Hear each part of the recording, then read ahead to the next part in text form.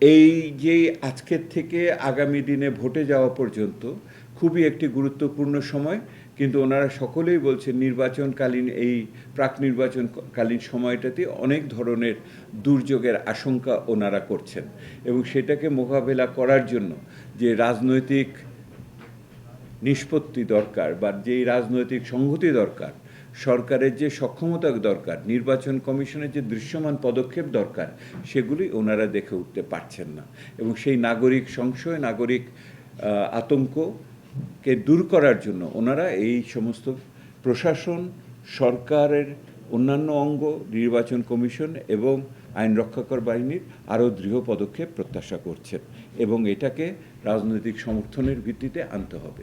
আমরা মনে করছি যে আমি বলেছি যে আরেকবার আপনাকে আমি বলি আর কি, হয়তো আপনার বাইটের জন্য সহজ হবে। সেটা হলো যে একদিকে আমরা মানুষের বড় ধরনের আকাঙ্ক্ষা দেখছি নির্বাচনে যাওয়ার জন্য। প্রতিটি শ্রেণী, গোষ্ঠী, বর্গ এবং স্থানীয়ভাবে নির্বাচনের প্রত্যাশা করছে ফেব্রুয়ারি মাসে।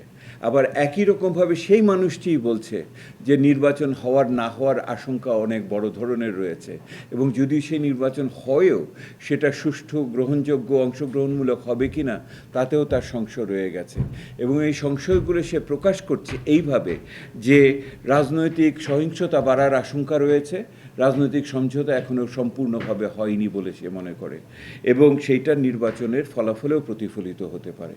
নির্বাচন কমিশনের যে কথাগুলি তারা বলছে, স্থানীয় পর্যায়ে নির্বাচন কমিশনের আচরণের ভিতরে তারা ওটাকে দৃশ্যমান হতে দেখছে না, তারা সেইটা মনে করছে না। এখনও ভোটার লিস্ট থেকে আরম্ভ করে নির্বাচনে ভোট গ্রহণ, বুথের সংখ্যা থেকে আরম্ভ করে সেইটাকে হিসাব করা, প্রবাসীদের ভোট ইত্যাদি অনেক বিষয়ের ভিতরে অনিষ্পন্ন বিষয় রয়ে গেছে বলে ওনারা এখানে মনে করছেন আর কি।